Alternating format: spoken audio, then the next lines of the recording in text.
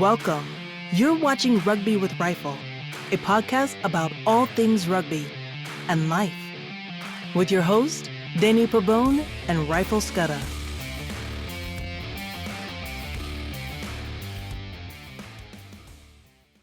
Welcome to Rugby with Rifle, a podcast about all things rugby and life. As always, I'm joined here with my friend Rifle. Rifle, how are you doing, sir?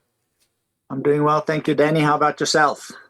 Doing great, doing great. Another wonderful weekend of rugby, as always.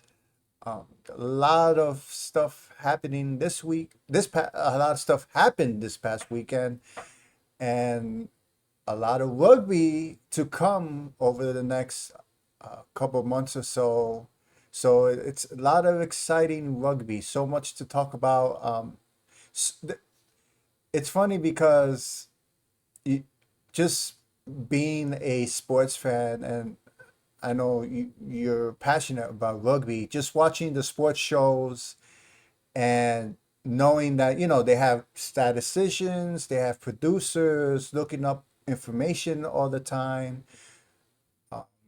And I say that because there's so much great stuff about rugby, the games and stats and players and stuff like that.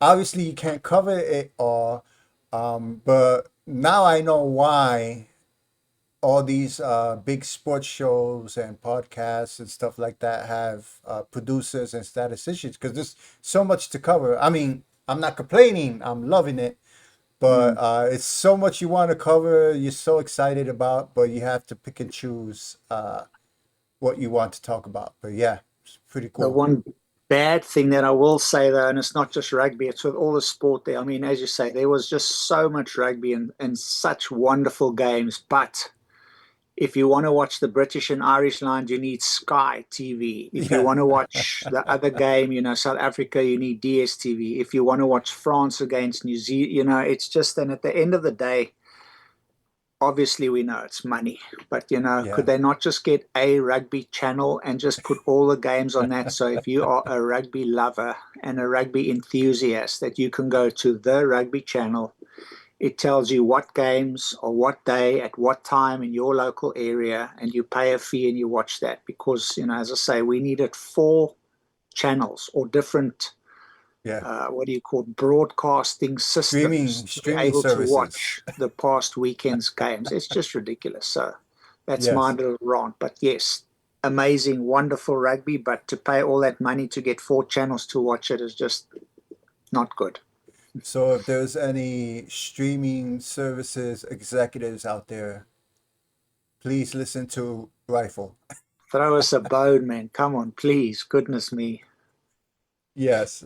And it's funny because rugby, people don't realize rugby is the third, I believe, most watched sport in the world. Number one is soccer. I believe they have roughly just under 4 billion people that either play it or watch it.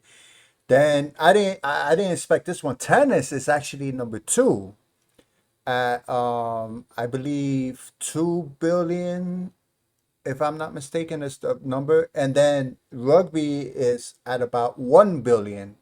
So rugby is the third most watched, followed sport, team sport.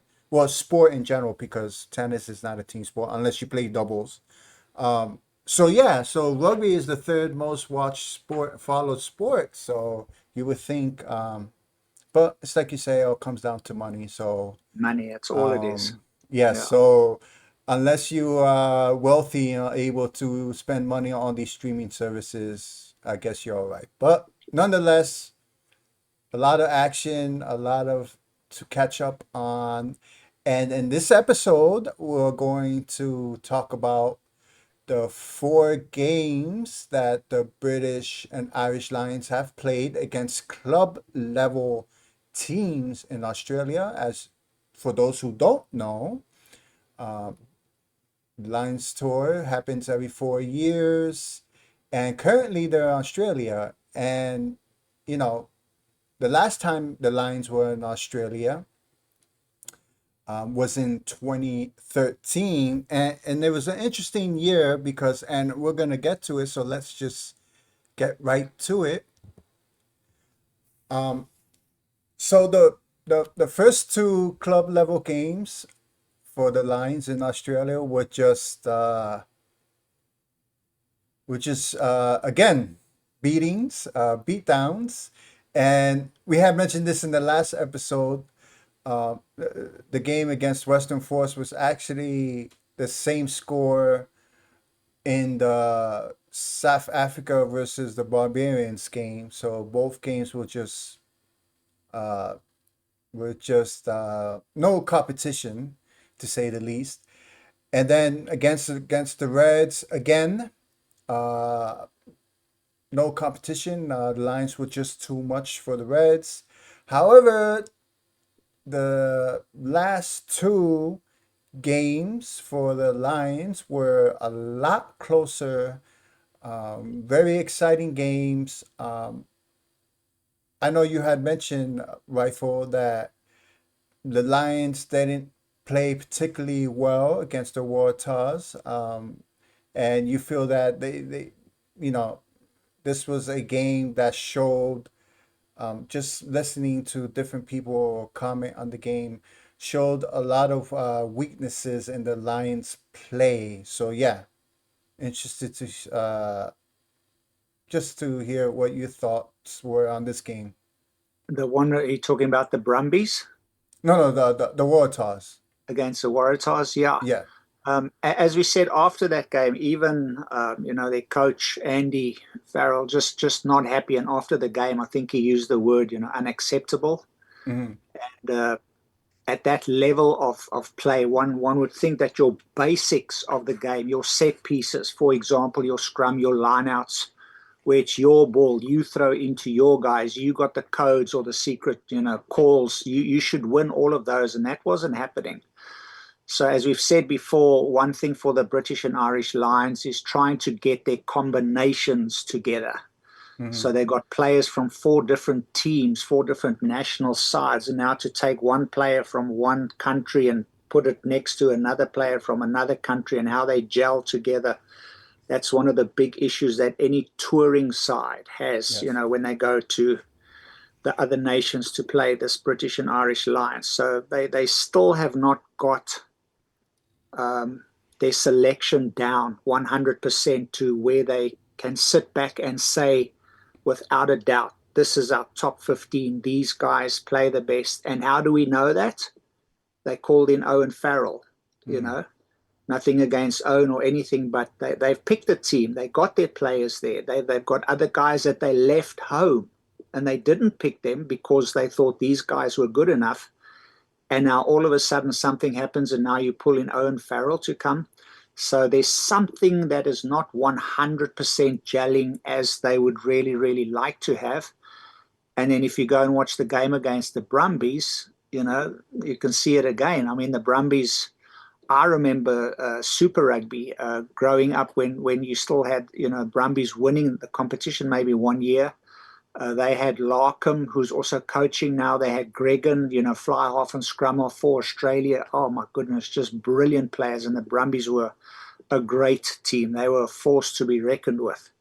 But even now, 36-24 for the British and Irish Lions. So, as we've spoken before, four of the greatest international rugby sides in the world. And you beat the Brumbies by 36-24. One would think the score would be a bit bigger. So we'll have to wait and see if they can come up with their master 15 before the test against Australia. But that's what I see. They've got some issues there in picking their final 15.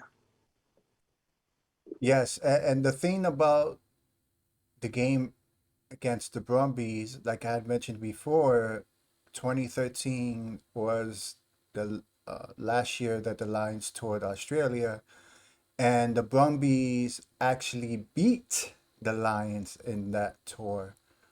So, and as you had, you know, told me, um, Rifle, is that the Brumbies is usually one of the top teams in Australia. So, they're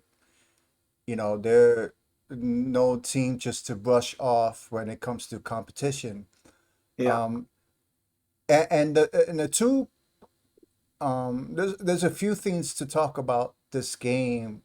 One being the injury to Blair Kinghorn, and that is a crucial injury because at the position of fullback, and for those of you, because this podcast is about teaching the game of rugby, for those of you who do not know what the fullback does in rugby, and please correct me if I'm wrong, Rifle, in anything that I say about the position fullback, is the fullback is responsible. On defense, they're pretty much the last line of defense. In other words, as if you do not know rugby, when they teach you rugby at a young age, you want your defense to be in a nice, straight as possible line with the least space in between each player because you don't want your opponent to sneak through any of the gaps, which is very similar to American football, where you don't want gaps where players could sneak in through the offensive or defensive line. So the fullback is pretty much the last, line of defense. So they have to be quick, they have to be agile, they have to be really good at tackling. So, and then on the offensive side, the fullback is usually the player that receives the ball when the other team kicks the ball. The fullback, generally speaking, is the player that receives the ball. So again, they have to be quick, they have to be tough because now they have to make the decision. Are we going to attack? Are we going to, kick the ball back in order to try and gain territory? So the fullback is a very important position. So with Blair Kinghorn being injured, and then a couple weeks prior to that, Elliot Daly, the other fullback who has experience, was injured. This was a very, very tense situation for the Lions and Andy Farrell if both fullbacks were to not able to play or continue to play because of injury. So yeah, that was a scary situation there. yeah, because as we've spoken about previously, just the positions, they not battling, but they're thinking about should they play, Finn Russell at fly half, number 10. Mhm. Do they play Marcus Smith at number 10? Because Marcus has played fly half. He's played fullback for England. So do they play Finn Russell at 10? And then what about Finn Smith, who's a specialist fly half? So they've got the three fly halves. Uh, One can play fullback.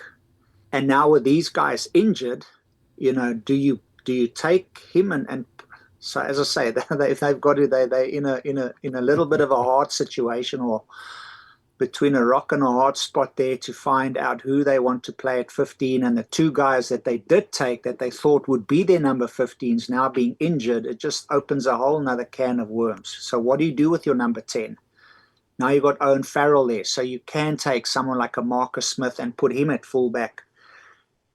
Is he a professional, like that's the only position he plays, or is he a utility fullback? He's a fly off, but we can slot him in at fullback. So those two injuries just deepened their issue of gelling together with other players. Who's going to put on what jersey, what number, and where they're going to appear on the field for now. Yeah, it's a topic that, as you say, when you have a team such as the Lions, which is made up of players of from England, Ireland, Wales, and Scotland, you pretty much have the, the best players of those four powerhouses of rugby. So you would expect them just to, you know, just to go through any club level team without any really competition. But the thing, as sports fans that we are, the thing that you sometimes don't take into account is that yes, you have great players, but the players being familiar with each other is a huge aspect of it as well. You can have the skill,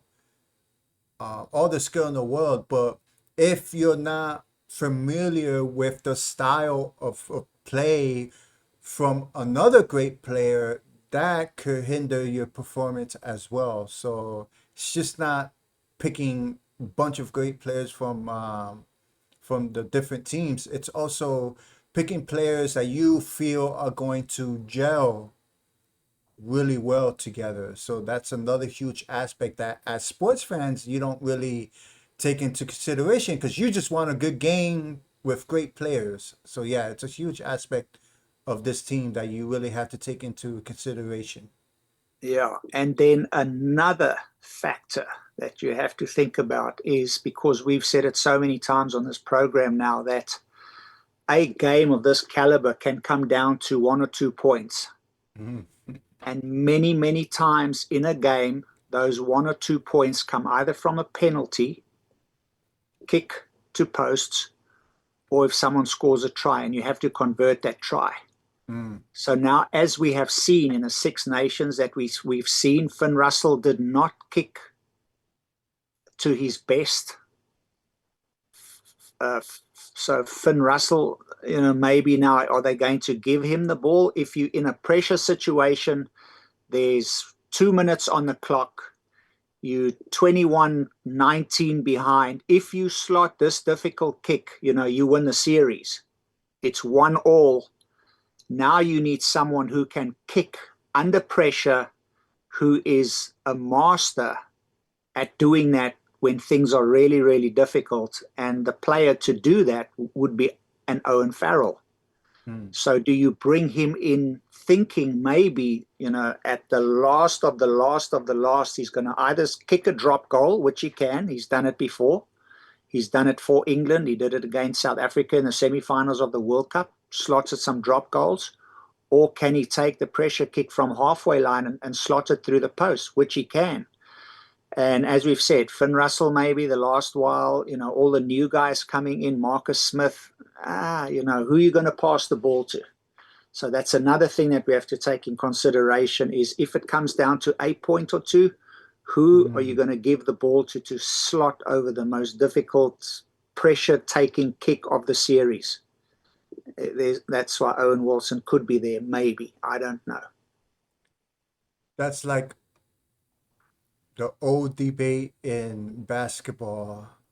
Um, who, NBA championship is on the line, 3 seconds on the clock.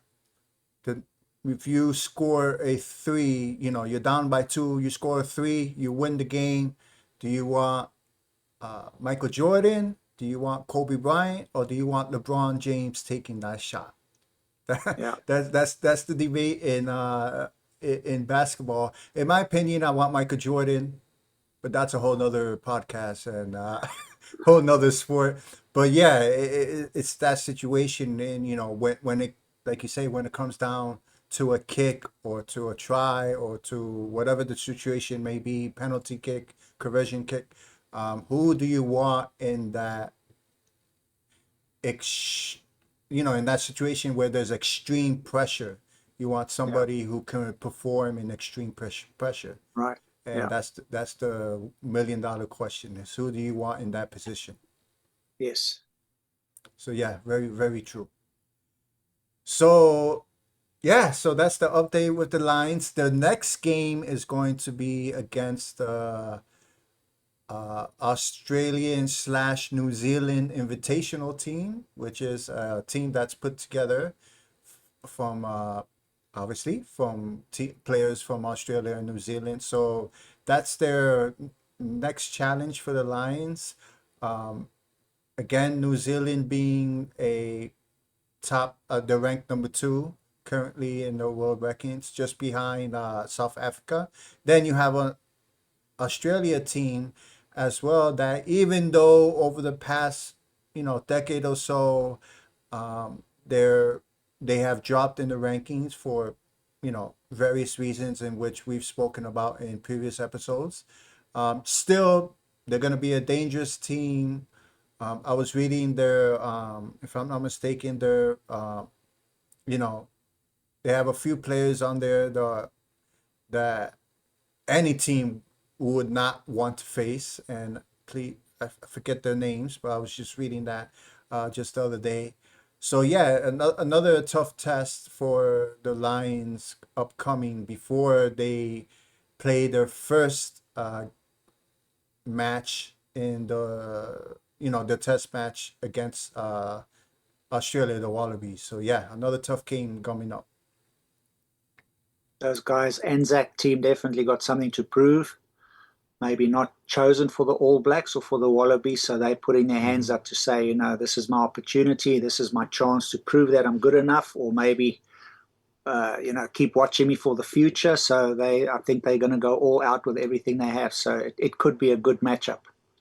Yes, yes, and as we know in sports, when you go into a game with the mentality of I have nothing to lose and I have something to prove, watch out. You gotta, the other team has to be on their A game because they're gonna have everything thrown at them from the other team that has something to prove. So yeah, Yeah. we'll see what happens. So with that, we're gonna go to another round of games. And again, so much happening in the world of rugby that you only pick and choose what you want to cover. And again, teams preparing for the Rugby Championship, which starts on August 16th. And again, the Rugby Championship is a Southern Hemisphere competition between the nations of New Zealand, Australia, South Africa, and Argentina. So, over the next few weeks or so, these teams are going to be playing matches in preparation for that competition. And these are three of the games that were played this weekend. And we're going to start off with Japan versus Wales. And all I have to say is, my heart is broken for Wales. It's like, I mean, they have spurts of greatness, and you're like, okay, Wales might pull this off. And then they have a 10, 15 minutes of play where you're like, why Wales? Why? And this is one of those games where you're like, okay, Wales may pull this off. And then the second half, and actually, at everybody seeing the graphic here, this was a tough game because of the weather. It was very hot and very humid. And as anybody knows, when it's very hot and very humid, just walking outside, you're like losing your breath and sweating. So imagine playing 80 minutes of rugby in weather like that. So that played a huge factor in this game. As sad as I am for Wales, that's how happy I am for Japan. Mm, They, very famously beat the Springboks when we were at the World Cup a couple of years ago, and we lost to Japan. The shock, that's the biggest upset in human history. Rugby games that happened is, Japan wow. beat the Yeah. mighty Springboks. I had the privilege, honor, I lived in Japan for some time, and those summers are, you talk about humidity. We live in Virginia now, and the humidity in the summer is rough. But you think this is bad? I'm telling you, you go to Asia, Taiwan, UAE, you go to Japan, and that summer, oh my goodness, it's rough. It is really, really hard. So even during the game, they had extended water breaks. Halftime they had to stretch a little bit just for that. So Eddie Jones, we've spoken about him, we've discussed him on this program before, and the whole world discusses him. So it was a good win for him. He left Australia, not on good par. went to Japan coaching them. So good for Japan. I mean, they're improving, they're doing better. So that was a great win for Eddie Jones in Japan, but a very, very sad loss once again. 18 on the trot, for Wales losing. So Mhm. very happy for Japan, very sad for Wales. Yes, it's unfortunate. The longest losing streak, if I'm not mistaken, of a national team, they're at 18 right now. Unfortunate for Wales. And just one thing that I wanted to touch upon of this game before we move on to New Zealand and France is that you mentioned Eddie Jones, and for those who are watching, Eddie Jones, just from reading up on him and from what you've spoken about to me, and just reading up on him, for us American football fans, Eddie Jones is equivalent to Bill Belichick of the National Football League in the sense of no nonsense. He'll tell you what's on his mind, and he's very tough on his players. So some may think that's a negative, some may think that's a positive. And I just wanted to mention that because Japan, and I'm not trying to, what's the word I'm looking for? I don't know what word I'm looking for. But as many know, Japan is all about honor, it's all about discipline, culturally speaking, and historically speaking. So, just from an outside view, having a coach like Eddie Jones, who's very, okay, this is what we're going to do. If you don't like it, there's the door. Being with a team, Japan, that culturally speaking and historically speaking, that's their view is, okay, we're going to work hard, we're going to respect, we're not going to complain, and we're just going to continue to work hard and do the best that we can. So I think that's, again, just from an outside perspective, a couple of years from now, Japan players might say, this guy's horrible, we hate him.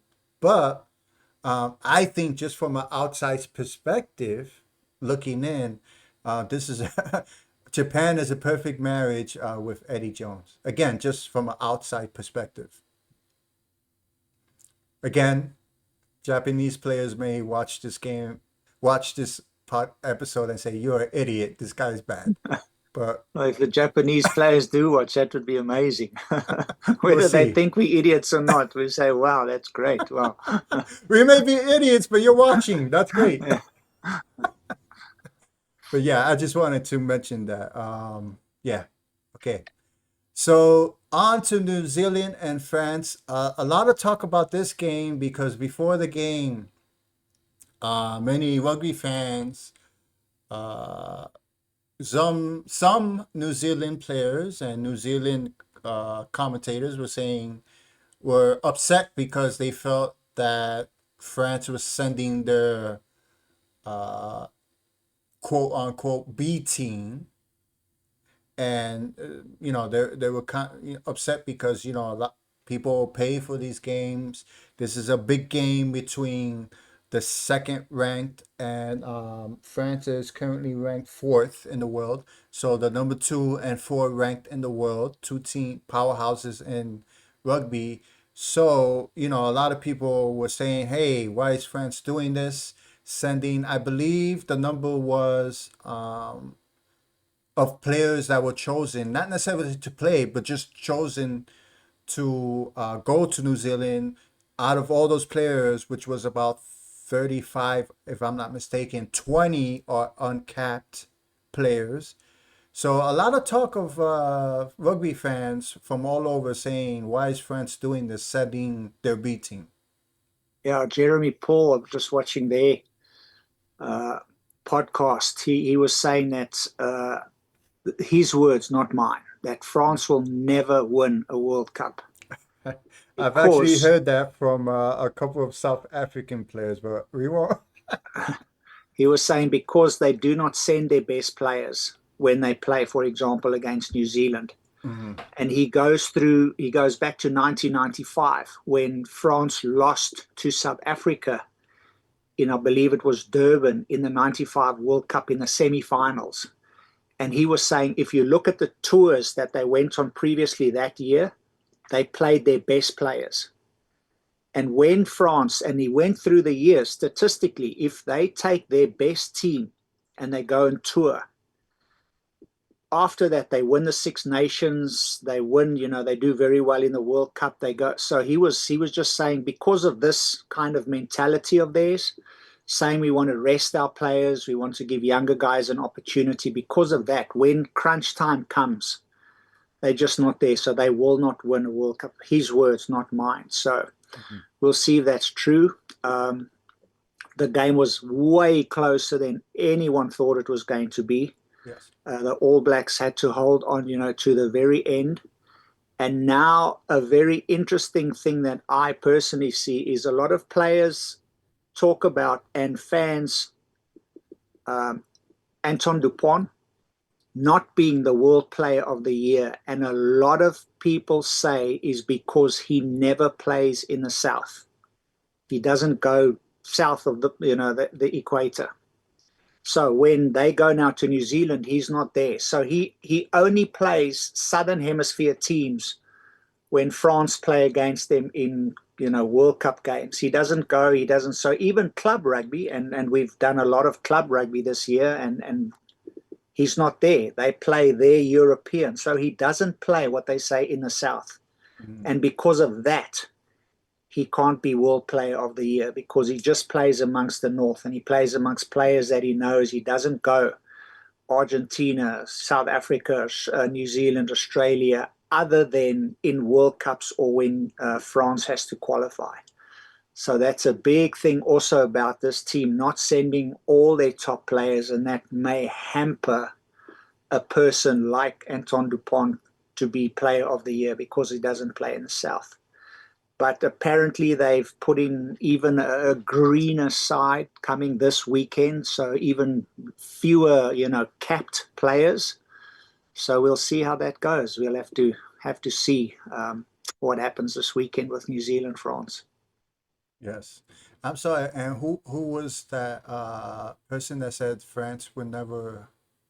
Jeremy Paul, he used to play Oh, for Australia. He was there, oh, okay. one of the Wallabies. So he's on a podcast with Justin Marshall, who as I said last week, he even just used the F word. He's like, they don't want to send their best players. That's ridiculous. We have to pick the best players. People pay so much money for a ticket, everything that you said. So he says it's just ridiculous that they don't send their best. Disrespectful, dishonoring. He was just very upset about that. So their words, not mine. Okay. So France wins the 2027 World Cup. I figure they're going to play that clip in the bus back home. Oh, yes, yeah, most definitely. Yeah, that will be on repeat. And then Jeremy will go missing. Yeah. I'm just kidding. That's not gonna happen. So yeah, the one thing that I wanted to mention, a lot of people were saying that this game was a lot closer than it should have been. The one thing I did read was New Zealand also had a few uncapped players. Another thing that may have affected their play is their coach, Scott Robertson, I think, I But believe. Robinson Razor, yeah. Yes, okay. Had a lot of players at positions, a few players at positions that they don't normally play. So those two things may have affected the play and the score as well.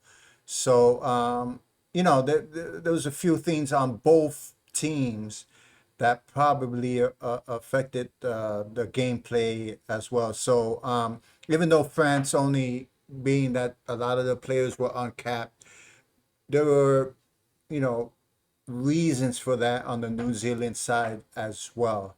So again, these are matches in preparation for the Rugby Championship.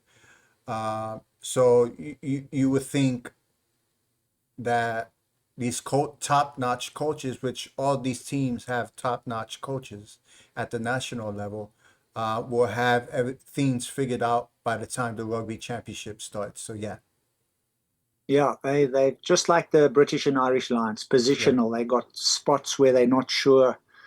For example, just fly half. Are you going to play DMAC, Damien McKenzie, or are you going to play Barrett? hmm, Which one's going to start and which one is a better kicker? So once again, that penalty kick or the try, something at the end of the game, you need those 3 points to win the game. Who are you going to give it to? They've got Richie Mwanga is playing in Japan, so he's not able to play for New Zealand because of their policy. You hmm. got Rico Ioane, they tried him on wing. He's a centre, so a lot of people out of position. And so, just like the British and Irish Lions, they're not sure which player is going to play what position. They're also talking about, the captain Scott Barrett. Um, is he going to be the captain? Maybe, it looks like it might change, and they can bring in somebody else to replace him as captain. So Artie Surveyor could be a captain. He played so well for Moana Pacifica, so we'll have to see what happens. So it would be interesting to see the team that, or both of them, send out this Saturday when they play one another. Yes, we shall see. And the last game we just wanted to touch upon, well, not the last game of the weekend, just the last game that we want to touch upon in this episode, because there was many games, wonderful games this weekend, was South Africa against Italy. And I remember mentioning this to you, Rifle. I remember in one of our chats on WhatsApp, you mentioning, that you weren't particularly happy with the play of South Africa in this game against Italy. And the way you had worded it, I was thinking, I was like, wow, South Africa lost to Italy? No way. And then when I checked the score at 42-24, I was like, wait a minute, they won by 18. What are you talking about? And I just started laughing because I was like, oh my God, this is a huge upset. Italy beat South Africa? What? But then just reading about the game and watching the highlights, I kind of see what you were saying, and the the the big thing for this game was really the second half, because the first half South Africa was dominating in the first half. South Africa was South Africa in the first half. However, in the second half, for whatever reason, um, one big thing that a lot of you had mentioned, a lot of people are mentioning, is the bomb squad. And for those of you who do not know what that term is, it's a term. It, essentially, Rossi, uh, the coach of South Africa, he's the one that really started this. Um, I guess you could say tradition or strategy, whichever word you want to use. And essentially, what it is you have on your bench, or replacements is the proper term for the Dean, is you have seven backs and one forward. Now, the thing with that is, and just not to get too deep into it, is if you have multiple forwards injured in the game, then, you know, you only have one forward. So this was a huge, huge thing in the rugby world that now other teams like France and other top teams are incorporating. So the whole point of the bomb squad is to get fresh legs early in the second half in order to take advantage of the other team who's tired and may not have the depth that you have with players. So that's the whole point of the bomb squad, is to dominate in the second half against a team that's probably very tired.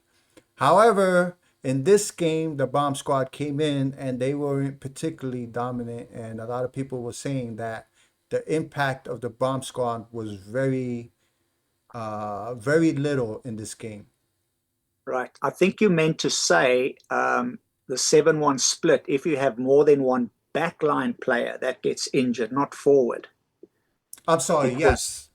I if got the backline only has one replacement and more yes. than one backline player gets injured, now you're in trouble because you can't have a 150-kilogram prop, going to run or play Thank wing you. or something like that. So that's a thing with that. I Instead of reversed those. Yes. yeah, For but the bomb squad didn't do their forwards. job. And in the second half, if you just take point by point, we lost. Springboks lost, in the second half. We had a try scored against us from, I think, 20 meters out, a maul that should not happen against our scrum, our forwards. So there were just a lot of things that went down. Lineouts not perfect, scrums not perfect, especially in the second half. So a lot to work on. And Rassie obviously spoke. I think we got 11 changes to the team. Captain Jesse Creel not there, so have to get a new captain. Sia Kolisi still, fighting a little niggle in his ankle, I think, so not playing. So yeah, we'll see how it goes the weekend. A few more players getting a chance to be captain and playing, and we'll see what happens. But definitely not what one would hope from the Springboks against Italy at home. So hopefully they can, fix that issue, and we'll see what they come up with on Saturday. Yes, yes. And are they are they playing Italy again this coming up Saturday or no? Yep, yep, Okay. Italy again. And then the Okay. week after that, we play Georgia. So there are 3 games that Rassi can really try, players that they wouldn't necessarily try, if we play the All Blacks or Ireland or England or Mhm. something like that. So Yes. So Italy, I hope you come to play this Saturday. they'll be there. They gave their everything. I mean, as Yes. I say, in the Hopefully you second can. half, they actually beat the Springboks. If you just take the Yeah. second half score, they did very well. So well done, Italy. Yes. So we shall see if the bomb squad comes in the second half in this next game and they have a more of a significant impact, I think which they is will. I what think many expect. they learned their lesson, and they're going to have to now, because there are other guys that are putting their hands up and saying, okay, if you guys can't do it, put us in, we'll do it. So Mhm. they're going to give their all to make the best impact that they possibly can for going to be the, United, not the United, but the Rugby Championship in the summer later, our summer, their winter, to play New Zealand, to play Australia, to play the Pumas. So we'll see how it goes. Yes, we shall see. And as always, the few players that I want to highlight out of many. This was a tough weekend because there was so many plays that I could have chosen that were great. Um, but these are the four that I went with. So the first one is the Lions against the Waratahs, and and just this was a an amazing play because this play involves 2 fakes that caught the Waratahs off guard, and it was just masterful. And let me just make the screen here a little bigger so I can highlight a little better. In rugby, we call that fake a dummy. Okay, a A dummy dummy. pass. So you pretend you're going to pass the ball and you don't, you hold it. That's a dummy. I love rugby because some of the things are just like straight to the point. I made you look dumb.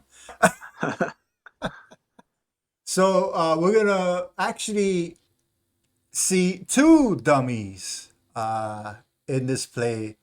So let me just play here.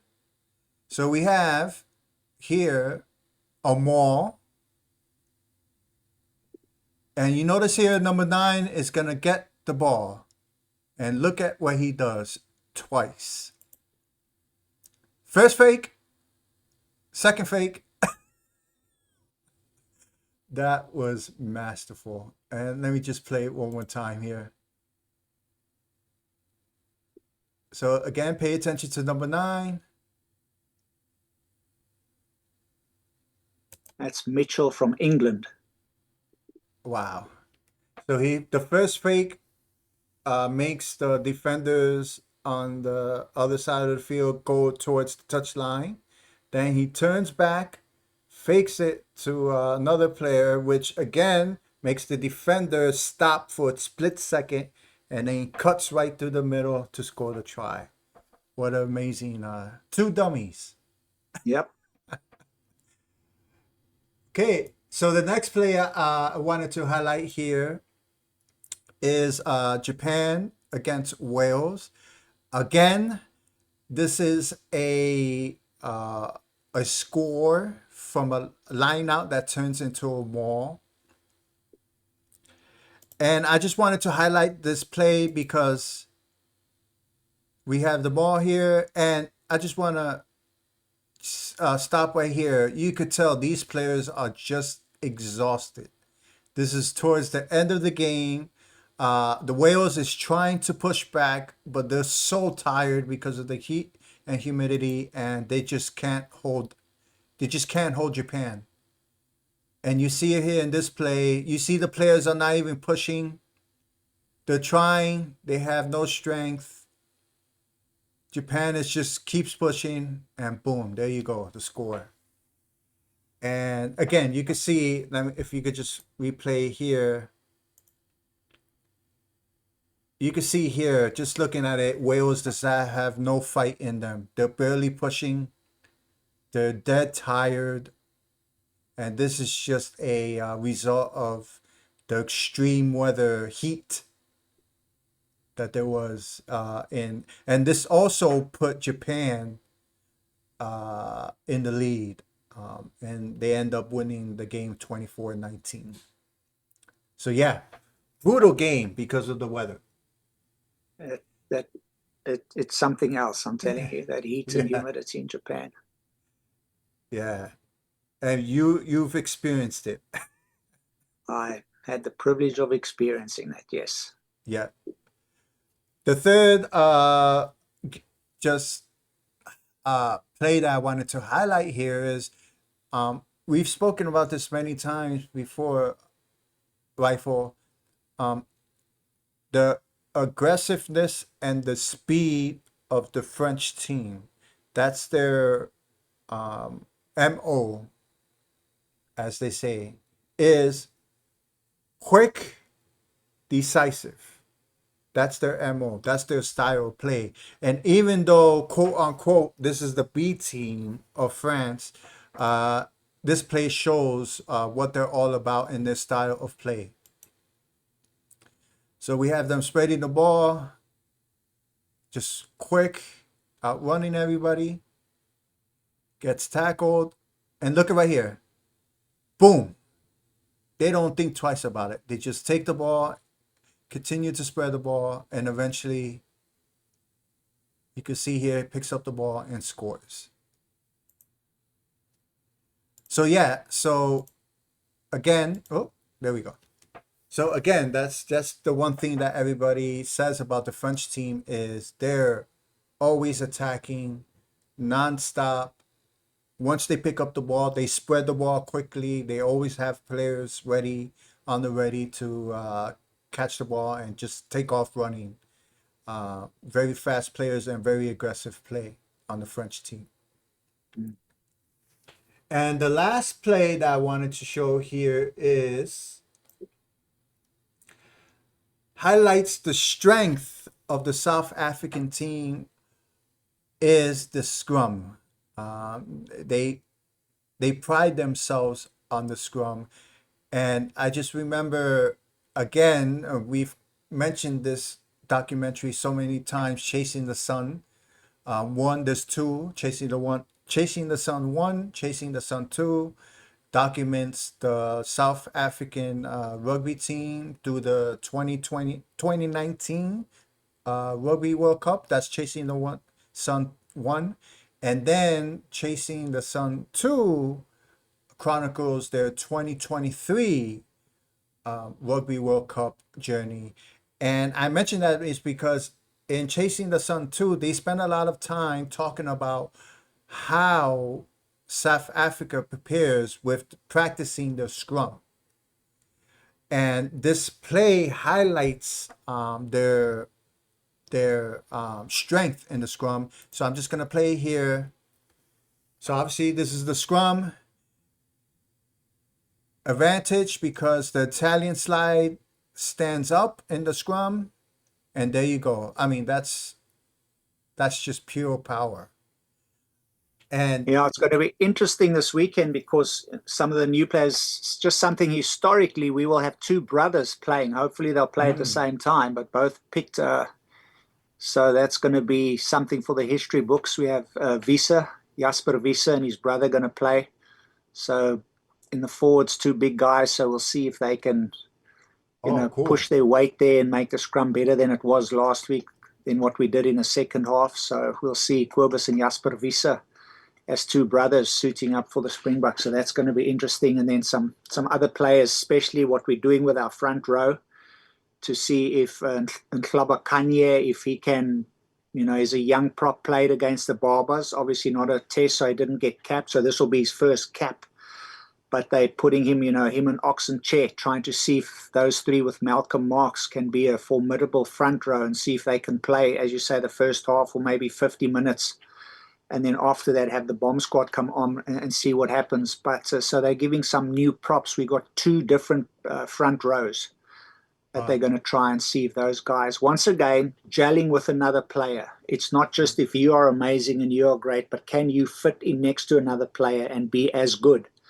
So Rassi doing that to see if we can finalize our front row for 2027, because some of the guys are getting a little bit older and you need players that are young now that are good, that can, continue playing up until the World Cup in 2027. So a few players there are new, like Tlabakanye, try and see if he can fill that position. So it's going to be interesting. Yes, yes. And again, having a combination of a great coach, which Rossi is, nobody will argue that Rossi is not a great coach. And if you argue that Rossi is not a great coach, then I don't know. You need to see a psychiatrist. I don't know what to tell you. And having great feeder system and great depth. I mean, that's a great combination. South Africa has it. New Zealand has it. France has it, although they, like we have just spoken before, the way that they send players to different games, it's a bit questionable. But yeah, when you have a great coach and a great feeder system and great depth, I mean, that's what more can you ask for? Yeah, most definitely. So we got two more sleeps and then we'll see how it goes. Yes. So with that, everyone, I hope you enjoyed this episode.